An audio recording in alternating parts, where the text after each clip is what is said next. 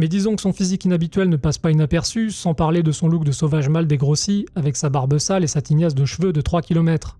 Le personnage a de l'allure, mais on le voit finalement assez peu, et on ne peut que regretter le traitement minimaliste qui lui est réservé dans le film. Soulignons aussi rapidement les influences du film, justement, qui bouffe à tous les râteliers puisqu'on y retrouve des références à Psychose par exemple avec la mère dominatrice, à Evil Dead pour la ferme isolée au fond des bois, à Massacre à la tronçonneuse pour la boucherie basée sur de la viande humaine, ou encore l'amusant Détour mortel pour l'ambiance générale.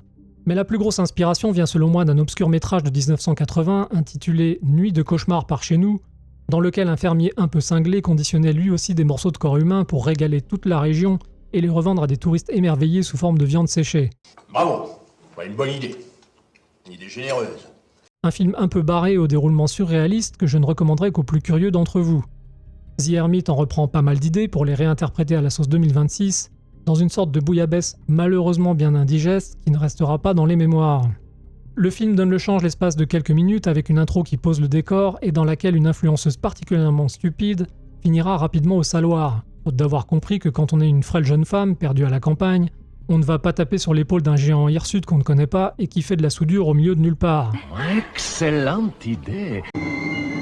J'aimerais tellement m'abonner à Cinéblast.